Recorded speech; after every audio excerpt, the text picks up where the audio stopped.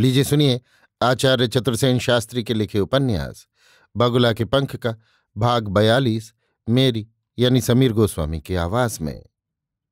शारदा ने एमए में प्रथम स्थान लिया था।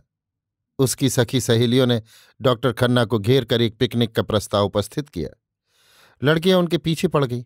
ओखला, कुतुब, कोटला, फिरोज शाह, हुमायूं का मकबरा, कहीं भी चलकर डटकर खाया पिया जाए, हो हल्ला मचाया जाए, दिन भर सैर सपाटा किया जाए।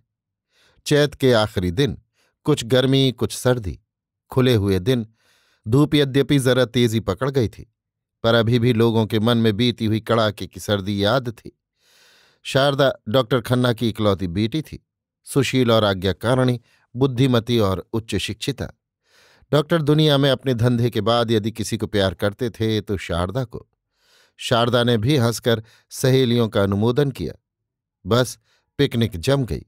सब प्रबंध भार रहा शारदा और उसकी सहेलियों पर। सहेलियां एक से बढ़कर एक नटखट, उमा, अरुणा, रजनी, शोभा, विद्या, कनक और बहुत सी।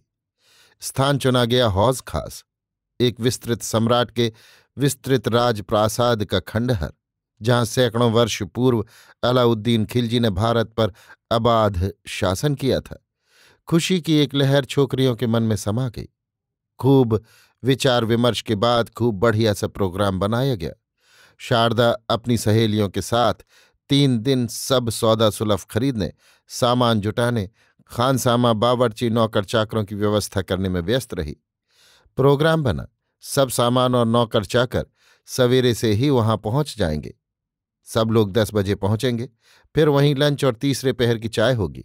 गाना बजाना होगा, कविता पाठ होगा और फिर चांदनी रात का लुत्फ लेकर थोड़ी देर इधर उधर हो हल्ला मचाकर 2 घड़ी रात गए सब लोग घर लौटेंगे। मुशायरे से घर लौटकर जुगनू को शारदा का निमंत्रण पत्र मिला। निमंत्रण पत्र के कोने पर लिखा था, मुंशी आना जरूर। एक स्लिप डॉक्टर खन्ना की थी। डॉक्टर ने लिखा था, मुंशी तुम बड़े भुलक्कड़ हो और इधर उधर तुम्हें कामकाज भी बहुत रहता है। देखना कहीं इस निमंत्रण को भूल मत जाना, वरना शारदा तुम्हें कभी माफ न करेगी। निमंत्रण पत्र पाकर तथा डॉक्टर खन्ना का पुर्जा पढ़कर जुगनू के मन में शारदा की याद फिर ताज़ा हो गई। उस दिन परशुराम की फटकार खाने के बाद जुगनू ने फिर उधर जाने का साहस नहीं किया था। उसे काम की व्यस्तता तो थी ही, ये भी भय था कि कहीं फिर वो रूखा सूखा अध्यापक न भिड़ जाए। असल बात ये थी कि जुगनू परशुराम की सूरत से ही घबराता था। अब तक जितने आदमियों से वो मिला था, उनमें से एक परशुराम ही ऐसा था जिस पर उसका रंग नहीं जमा था तथा जो उसे रंगा गीदड़ समझकर उसी के मुंह पर बेतुकी सुनाता था। इसी से शारदा के प्रति अतीव आकर्षण होने पर भी इन दिनों वो उधर जाने का साहस न कर सका था।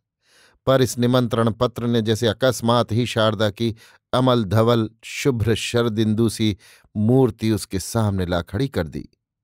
वो बड़ी देर तक शारदा की हस्तलिखित उस अनुरोध पंक्ति को देखता रहा। अभी आप सुन रहे थे आचार्य चतुर्सेन शास्त्री के लिखे उपन्यास बगुला के पंख का भाग 42 मेरी यानी समीर गोस्वामी की आवाज में।